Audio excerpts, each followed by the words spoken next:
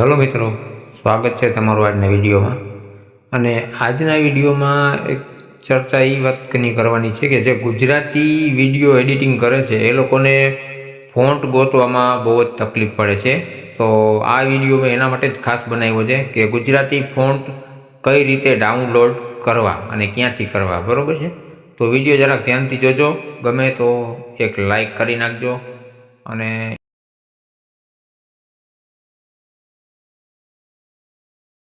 સૌથી પહેલાં ઓપન કરી લેવાનું તમારે ગૂગલ ક્રોમ, અને અહીંયા સર્ચ કરવાનું છે ગુજરાતી ફોન્ટ્સ ડાઉનલોડ લખેલું હશે. જો આવી ગુજરાતી ફોન્ટ્સ ડાઉનલોડ, બરાબર?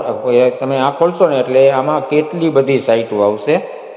આમાંથી તમને જે સાઇટ ગમે એમાંથી તમે ડાઉનલોડ કરી શકો. પણ હું તમને સજેસ્ટ કરીશ આ ઉપરની પહેલી જે રહીને ગુજરાતી ફોન્ટ સ્ટાઇલ, અહીંયા તમે ક્લિક કરશો એટલે કેટલા બધા ફોન્ટ તમને ખુલી જશે. આ જોઈ લો, આ બધા એ અલગ અલગ ટાઈપના ટેક્સ્ટ છે અને કઈ રીતના આવશે અને કેટલા પેજ છે તમે જુઓ. 1 2 3 4 5 6 7 8 9 10 11 12 જેટલા હોય એટલા પેજ તમે જોઈ લ્યો. આ બધામાં છે ને અલગ અલગ ફોન્ટ આવશે તમારે. જો છે ને મસ્ત મસ્ત ફોન્ટ છે. હવે એને તમારે ડાઉનલોડ કઈ રીતે કરવાના?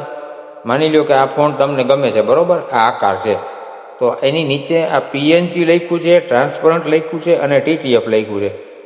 તમારે ડાઉનલોડ કરવા હોય ને તો હંમેશા ટીટીએફ ઉપર ક્લિક કરવાનું, કારણ કે ફોન્ટની ફાઇલ હોય ને એ ટીટીએફમાં જ ડાઉનલોડ થાય.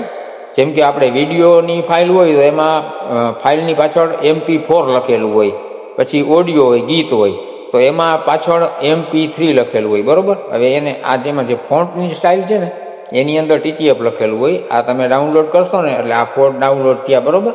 હવે એને ઓપન કરો ને એટલે આકાર પછી જો ટીટીએફ લખેલું છે, આકાર .TTF. હવે આ ફોન્ટ છે ને તમને આમાં ક્યાંય દેખાશે નહીં. તમે ક્લિક કરશો ને તો કાન્ટ ઓપન ફાઇલ એવું આવશે. પણ એને તમારે ડાયરેક્ટ તમે કાઇનમાસ્ટરમાં એડિટ કરતા હો, કેપકટમાં કરતા હો કે ગમે સોફ્ટવેરમાં એડિટ કરતા હો ને એમાં ફોન્ટમાં જઈ અને એડ ફોન્ટ કરશો ને એટલે તમારા ફોન્ટ એડ થઈ જશે.